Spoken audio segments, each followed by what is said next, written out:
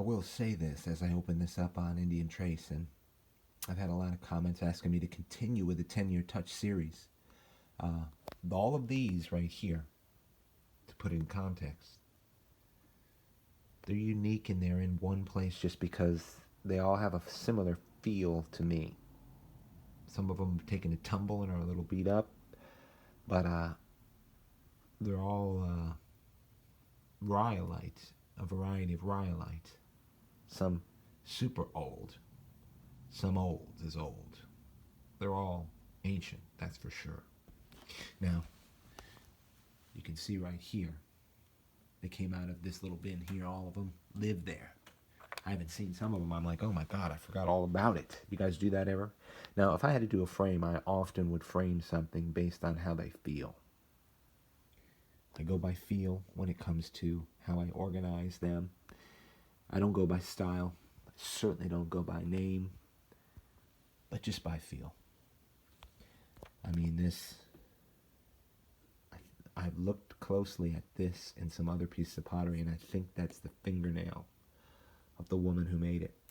I think she was using her fingernail just to quickly go through and texture that pottery.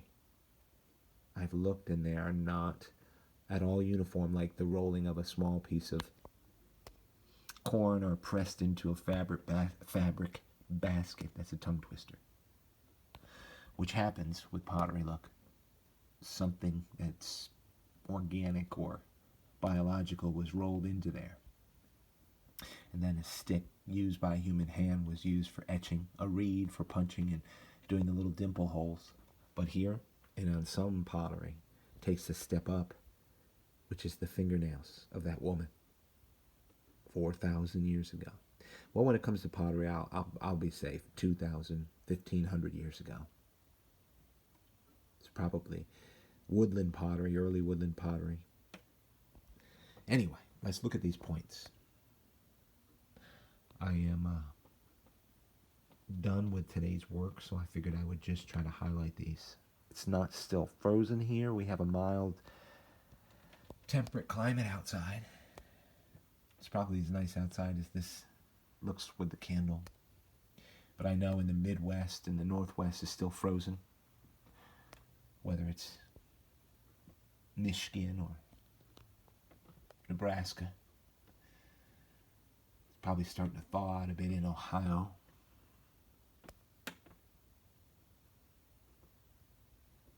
Human expressions. I always have to include them. This pottery is full, way more full of human expression than the points.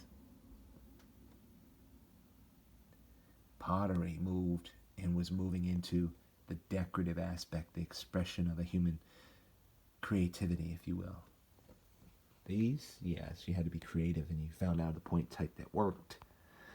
But number one, you were going to repeat something that worked. They're repeating serrations because they worked for something. Now, let's check these out.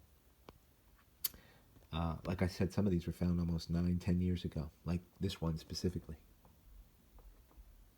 And this is a 10-year touch. A little bit of tumble in some of them, but I guess that shows its authenticity. Couldn't do anything about it. It is a unique point. And look at this with serrations.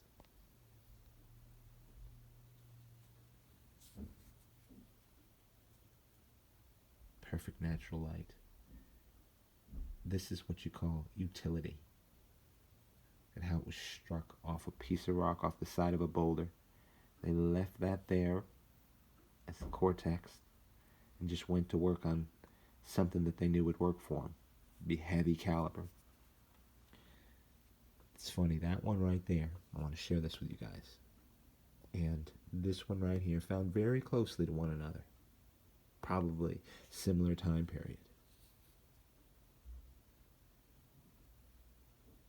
But seeing that there's multiplied thousands and thousands and thousands of artifacts in the ground, I don't go as far to say that the same person made any two artifacts. That's a stretch if you did the mathematics. Here's a great point from Site 5.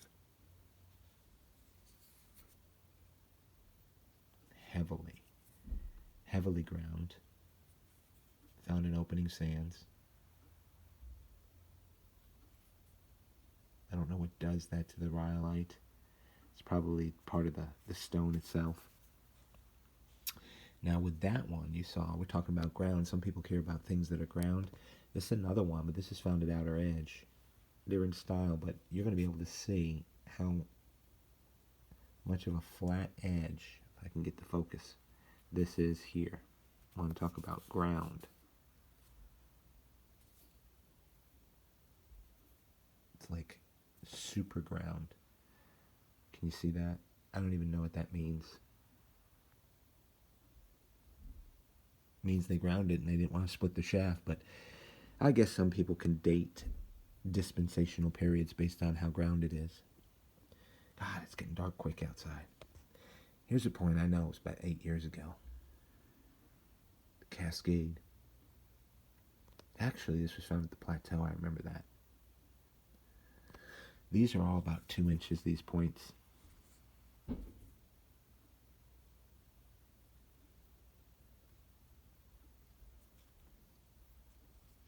There was somebody making a comment about that they wish they could hunt in sandy soil like I have around here. Listen, I never ordered it. You know, you just wake up one day and you go do what you can to find what you can, and my soil just happens to be coastal Piedmont, eastern central North Carolina, and it's sand. I remember Richard used to say, you know, you do the best you can where you are to save what you can. And whatever's where you are, that's what you're going to save. That's a pony.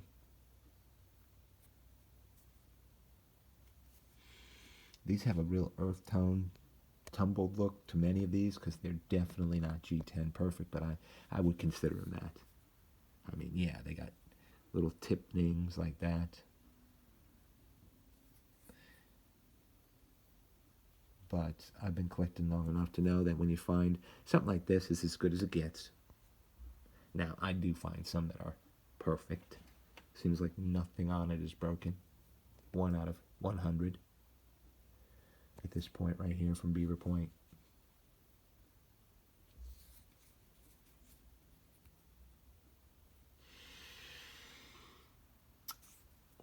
What people appreciate about points is a whole lot different. Person to person. To me, it's complete utility. I was in a friend's house yesterday who, it was the best display of trophy deer I'd ever seen. Ever. I mean, he had it set up. I mean, he had about 20 mounts, and I was stunned. Stunned. I just told him, I said, that's the best I've ever seen in here. The bucks that he was able to harvest. He's a meat eater. I like that even more, and he doesn't really just hunt to fill his freezer every year. And now, if he does, he'll take one on a 7-ticket card and get enough meat for him and his wife. But he's looking for that trophy all the time, and he's got plenty. It was pretty stunning. But the utility here is no different. They were looking to bring home the bacon. And that's what brought them honor at this time. During the hunter-gatherers. Look at this piece. This is at the Hawk.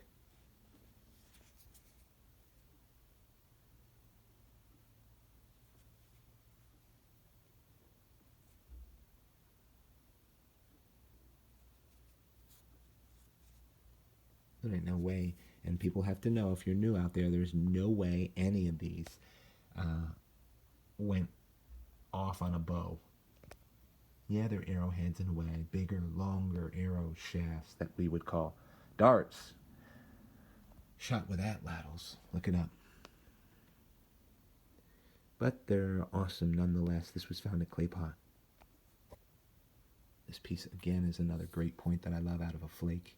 You can pick it up right there.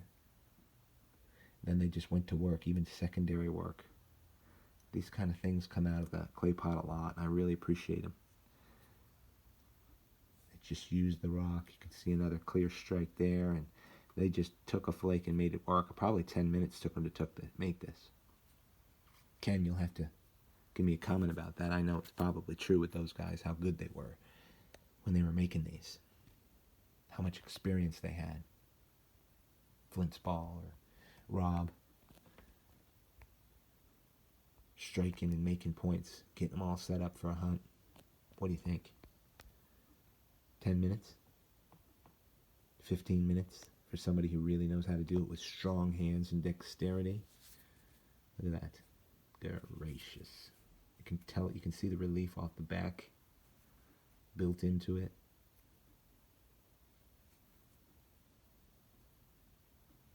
Secondary work on the base, thinning it. That's an old break too on the tip there. I don't think it's an impact fracture. Don't think it affected the commission at this point. Never know. Great responses from anybody who naps is fine. I like to learn about it. Then the last one I found at Opening Sands, probably 5 years ago. Time is going to go by fast if you collect the artifacts of the North American Indian. Mercy. Just an elegant, simple point right there. I was at Opening Sands where I found this morning. I might have found a piece. I don't know. It's a slow season, you know, in the winter. All right, everyone. That's a good layout right there. I wanted you to be able to see all those and just have a little trip to the museum.